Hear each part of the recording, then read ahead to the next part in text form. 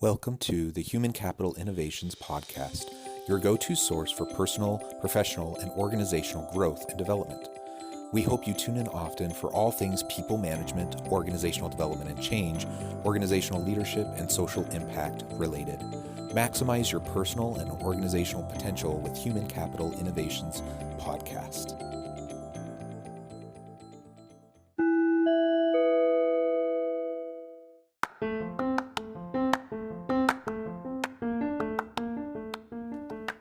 Welcome to the Human Capital Innovations Podcast. In this HCI podcast episode, I talk with Nancy D. Butler about hiring and anchoring people to your business.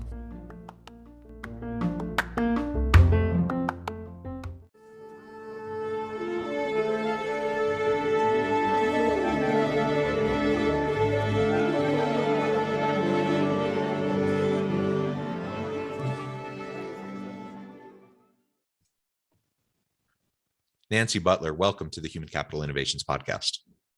Thank you so much for having me.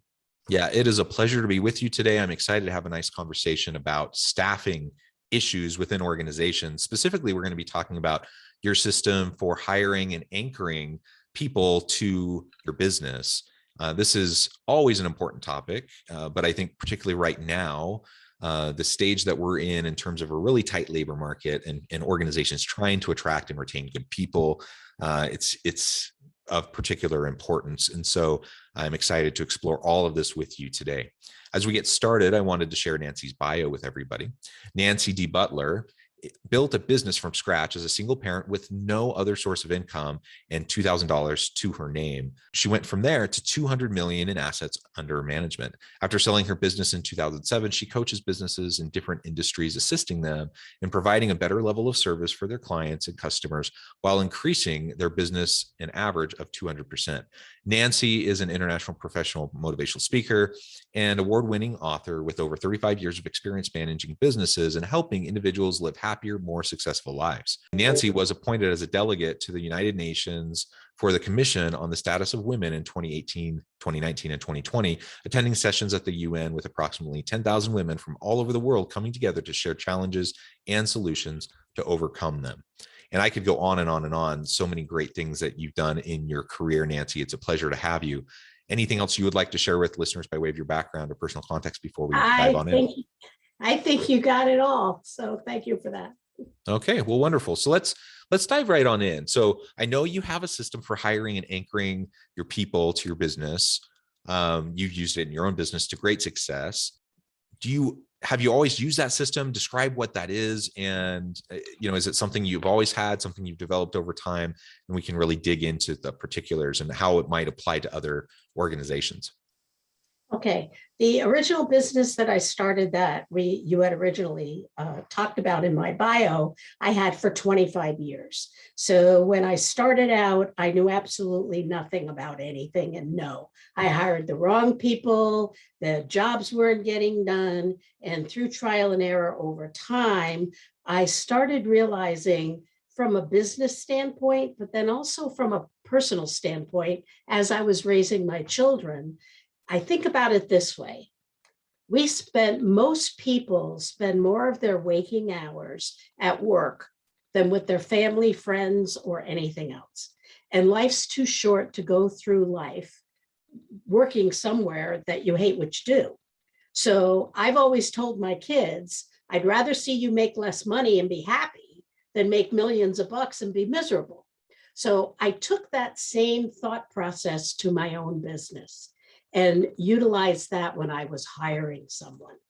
Because if you can hire the right people, they're going to love their job. And if they love their job, if they love what they do, they're going to be better at it and they're going to stay with you longer. So here's how I did this. First, I started with myself. And I was at a point where I was looking to bring in a partner. So I didn't want a clone of me. In order to have the end result that I just described, where everyone's doing what they love doing and want to stay, I first started with myself and I sat down and figured out all the things I do on a regular basis that I'm good at. And if I did them all day, I could leave at the end of the day feeling energized and excited. Second, what are the things I do all day that I'm good at, but I hate doing them? I only do it because I know I need to. And if I had to do those all day, I'd leave at the end of the day drained and not very happy. And then the third part is, what are the things I do because there's no one else to do them? I'm lousy at it and someone else would be better at it. So once I figured that out, I started hiring people and even looking for a partner, actually, that was the opposite of me. Because if they loved and were good at the things I didn't like and I hated doing, and if I could have everyone in my office, which I know is not 100% possible, but try to get there as close as you can have your people being the people doing the tasks. And when I say doing the tasks, I'm talking about what their main task is. It doesn't mean that they're never going to do anything else. It's just that's their main job when they come to work every day. But if someone else is out, they're going to have to do that job too. But it's just not their regular everyday job. Once I did that and started hiring people, when I started interviewing others to bring in, I did the same process with them. What are the things they love doing that they're great at? What are the things they do all the time but they don't like? And what are the things they're not good at and don't want to do? Because then I could make sure I knew first what was the position I was hiring someone for. What were those tasks? And then by interviewing a person in that way, I could find the right person to plug into the right job. It actually worked really well. I sold the practice in 2007. I saw those people a few weeks ago, and they're all still there. And I had hired them about 5 or 6 years before I left the practice. So if you get the right people doing the things they love that they're best at, they're going to enjoy coming to work and they're going to stay. Yeah. Yeah. I really like that. And it's not to say, I mean, you've alluded to this. It's an ideal that we can strive for to get to that point. Of course, everyone has to do things in their job that they don't necessarily like or they're not as good at. That's the nature of it, right? And sometimes you have to suck it up, and everyone has to step to the plate and contribute, even if it's maybe not their main cup of tea, and that's fine. But if that's the predominant experience at work, where every day you're pretty much spending almost all of your time doing that kind of soul sucking work, then there's going to be a problem there. And the thing is, what's soul sucking for me and for you may be completely different than what's soul sucking for somebody else. And so, like, work that I can't imagine doing all day every day, other people love doing all day every day. Exactly. Right. And so that's part of this, finding the alignment and just having people be self-aware enough to understand what they like, what they enjoy, what they're good at, how they want to develop, where they want to grow into for future opportunities in their career. If people can be honest with themselves about that, then you can start to achieve what you're describing. I think about myself early on. I was one of those. I switched majors a bunch of times in college. And largely, a lot of what was driving that was kind of external pressures, like societal norms, family pressures, what I thought other people's expectations for me were, right? And I was a good student, so I pretty much did well in all the different majors that I had switched to. But I'm so glad I didn't end up in any of those that I'd started in. And for example, at one point I was an accounting major at a really good school with a top couple ranked program in the country. If I would have graduated in that program, I would have been assured a good, well-paying job with a prestigious firm, probably for the rest of my career. And I was good at accounting. The problem was I hated it. And so, the deeper I got into the program, the more and more I realized, like, being good at this and the fact that it's kind of would be seen as prestigious and other people think it's a good thing for me to do and blah, blah, blah. Despite all of that, I would have hated it. I can't imagine like doing that all day, every day. Now, do I do things that are related to the skills I learned in accounting? Yeah, I do. And I do some of that scattered throughout all the other stuff I do, but it's really a small piece. Um, It's not your primary task. it's not my primary task. Yeah. It's not even close to it. And so while I have colleagues and friends who are accountants and they love their job and they love what they do, Mhm. like, I'm glad they found it for them. I'm glad I Right. found my way out of that so that I didn't end up spending, 20 years in a career and then having an existential crisis, midlife and feeling like I needed to switch. And so I think what you're talking about in terms of alignment, it's really important on both sides. It's important on the Yeah. employer side, that I can be clear enough about what the needs are in my organization so that I can search for the people that will fit that need. Right. Right. I know that sounds obvious, but that's really actually not very easy to do. Right. Right. No, I That's hard. agree. That's hard to do. But on the other side, on the employee side, I have to recognize who I am, what I want, what I need, what I'm going to be good at, and how I want to grow in my career, and then look for jobs that align with that.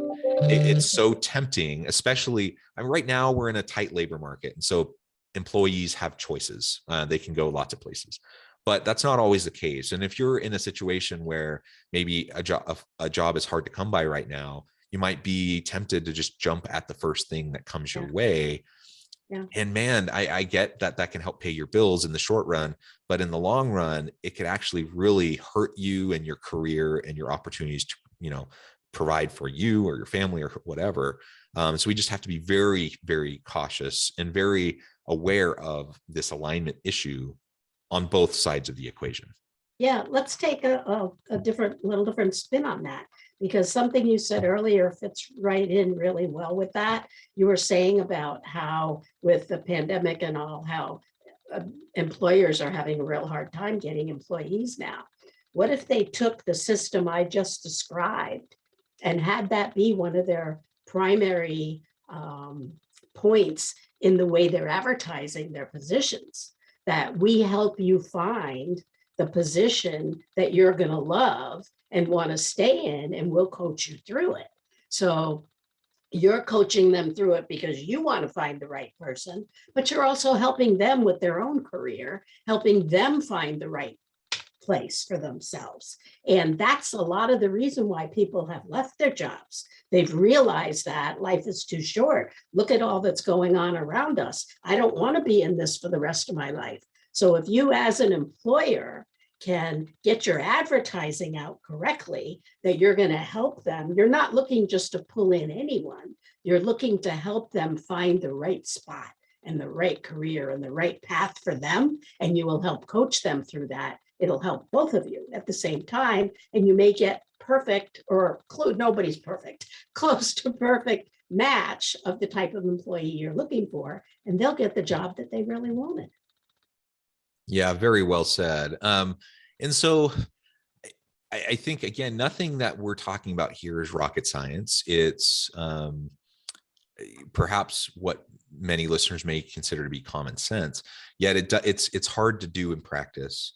And so let's talk about some of the practical things that need to happen in order for us to do exactly what you're describing. And I also need to just note and reinforce what you said about, if we want to attract and retain the best people, one of the best ways to do that is to have better alignment, and for people who are applying for our jobs to know that this is something that's really important to us as a company within our culture. And we're going to try to help you succeed by helping you land in the right type of position for you. That's a big selling point for a lot of people, I think.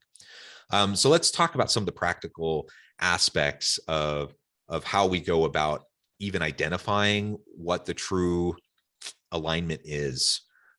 Because, I do a lot of work with companies, where they have a position open. And let's assume we're not talking about a really small business right now. Maybe it's, 50 or more employees, still small or medium size, all the way up to large size companies.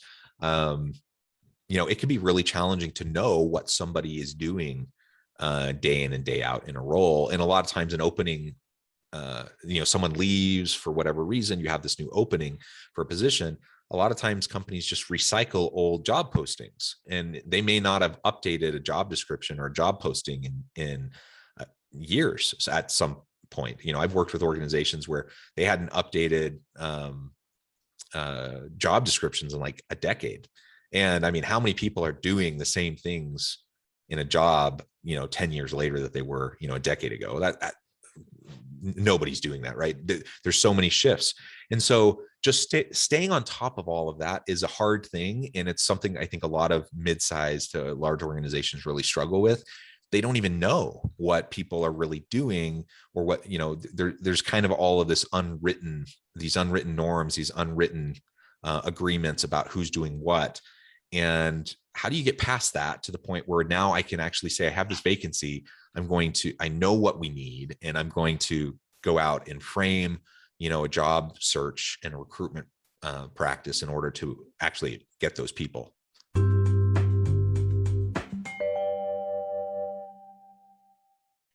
Great question. And I had a really good system for that. And I still do. And I coach businesses on how to do exactly that. So whether you have 2 employees or 100 employees, this system would work really well for you. So as a small employer, when I first started hiring people, my first concern was exactly that. What if tomorrow my key person left? I'm busy doing what I do. I can't then train somebody and hire someone and know everything that they did too. And my brain can only hold just so much, and there's only so many hours in the day. So how could you possibly keep on top of 4, 5, 6, 10, 50 employees? So I developed a way that we managed the office so that I didn't have to. Each employee, when they were first hired, were given what their tasks are, and it was their job. All of our computers were networked, so you could see one person's work from another person's work. And each employee is required to have a manual on how they do all of the tasks of their job. And it was their job, part of their job was to keep that manual up to date.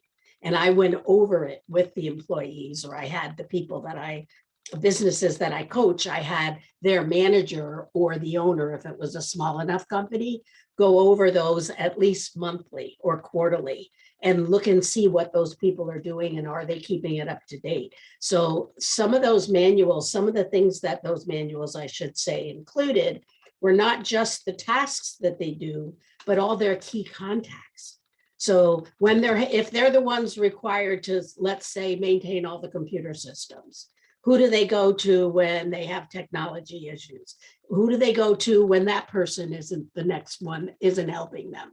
And all of the connections they have all have to be documented in their own manual that is shared on the computer. I wanted it that if any employee at any time was out sick or up and left, someone else could just pull up that manual and know exactly what that employee was doing, how they did it, who their contacts were. And it'll take some time to get them up and running, but at least they have what they need to be able to do that.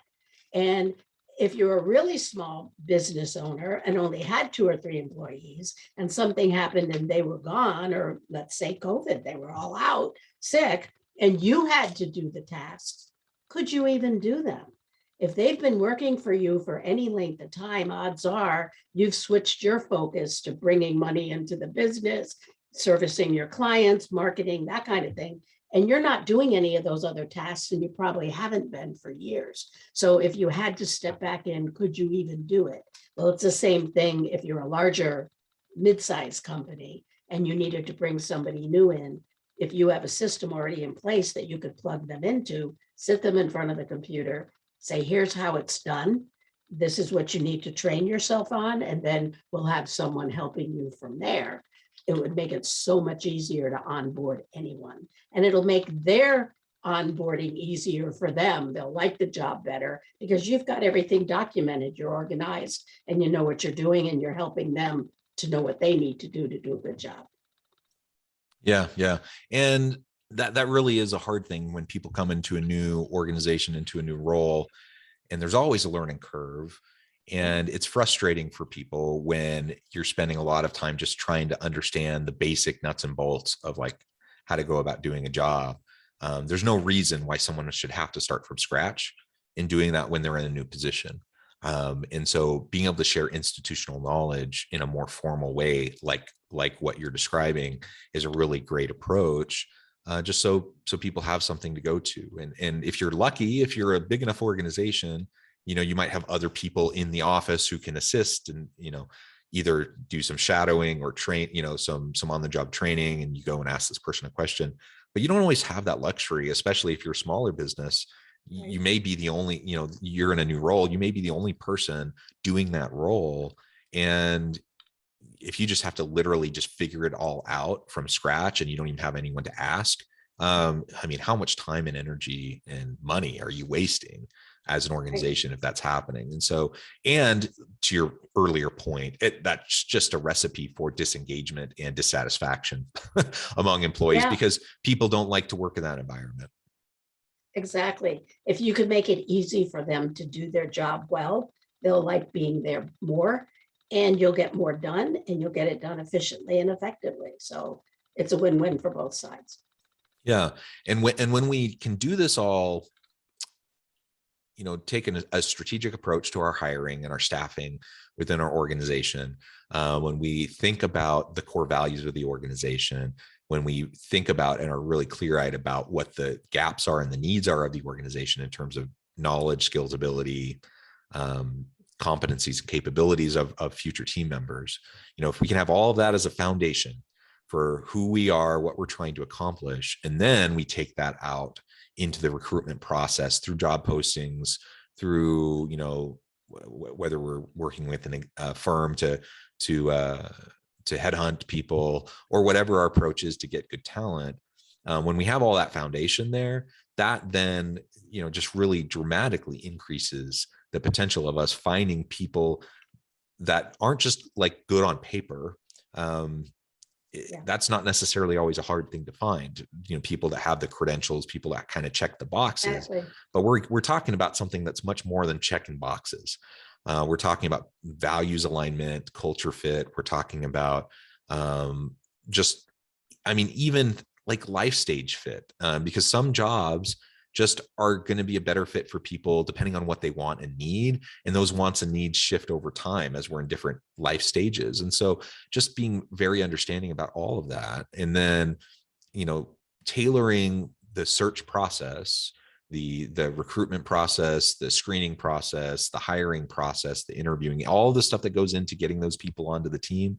We can focus on alignment to those core values, those core principles, the real core needs of the organization, and what this person can do to make a meaningful contribution each and every day, so they don't just feel like they're spinning their wheels, doing busy work, whatever, but they can feel fulfilled in the work that they do. When we do all of that, you know what?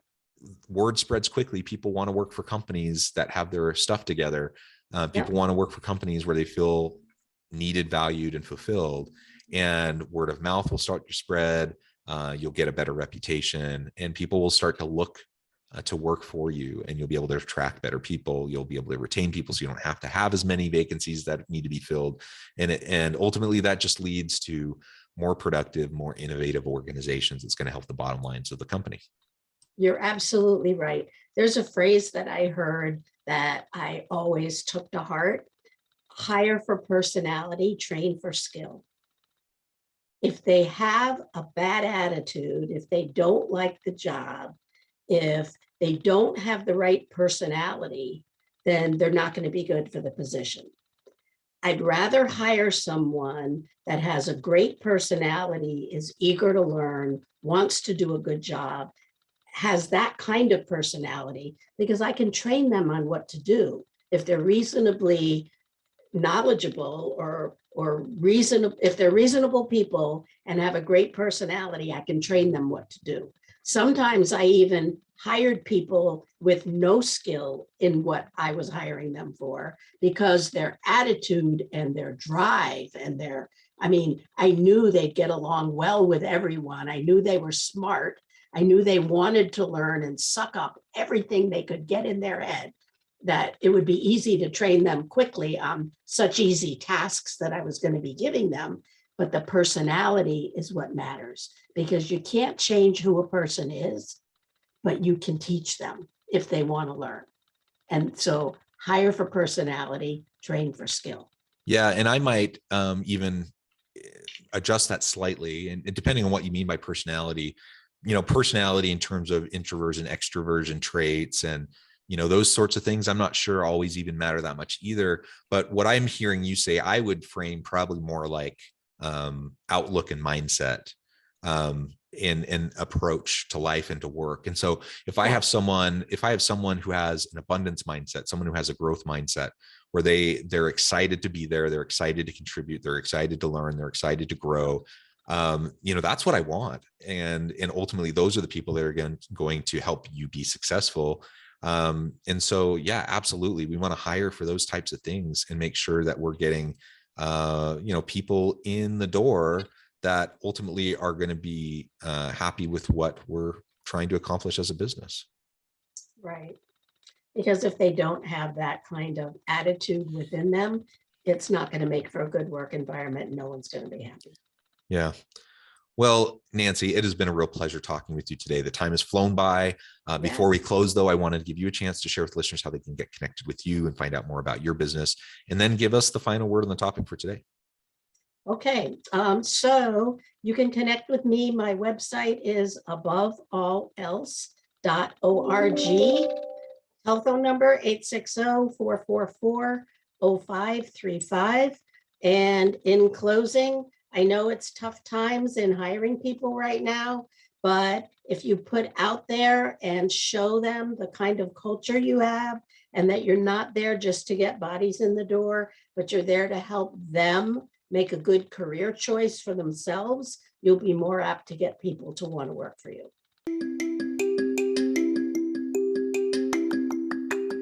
I'm excited to announce the publication of my new book from HCI Press, Bluer Than Indigo Leadership: The Journey of Becoming a Truly Remarkable Leader. Early in my adult life, I learned about an Asian proverb that translates as bluer than indigo. If you think about the color indigo, it is a brilliant, deep, and vibrant blue, what some would call the bluest of blues. To have something that is bluer than indigo is rare and truly remarkable. Contrary to popular myth, there is no one-size-fits-all or cookie-cutter approach to effective leadership. There's no silver bullet, no secret sauce, no go-to model that will solve all of our problems. The truth is, great leaders have all had their unique strengths and flaws, and have all had to discover and then pave their own distinctive path in their life's journey to fulfill their leadership potential. Bluer Than Indigo Leadership will help you discover your own path and explore those ordinary, everyday actions that will help you respond to an uncertain future and produce extraordinary results for individuals, teams, and organizations.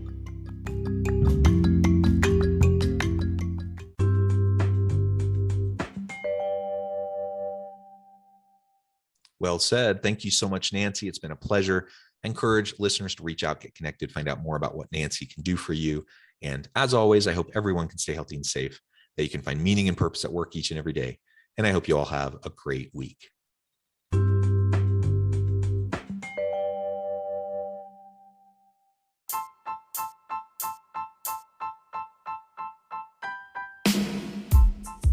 The Alchemy of Truly Remarkable Leadership: Ordinary, everyday actions that produce extraordinary results.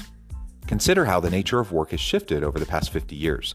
With increased globalization, rapid technological advancement, and the shift in economic composition, the average job of today looks very different than the average job of 50 years ago. What will the jobs and organizations of tomorrow look like? Moreover, what does this all mean for organizational leaders? What are the core competencies and capabilities of organizations and their leadership that are prepared for continued disruption and geopolitical and socioeconomic shifts? Regardless of what the future holds, increasingly, leaders need to be socially minded, data-driven, decisive, champions of talent, and disruptors of the traditional notions of leadership, teams, organizations, and work. The Alchemy of Truly Remarkable Leadership will help you to explore your own leadership competencies and capabilities and consider ways to apply and implement them into your workplace and personal life.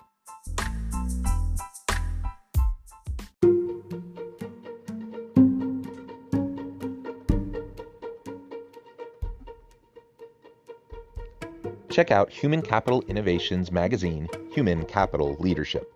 Human Capital Leadership is a free, interactive e-magazine with the mission to help individuals, leaders, and organizations find innovative approaches to maximize their human capital potential.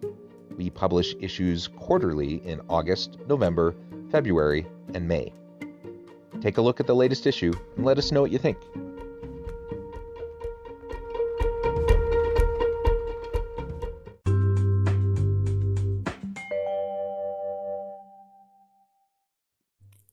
Thanks again for joining us for this episode of the Human Capital Innovations Podcast. I hope you stay healthy and safe and that you have a great week.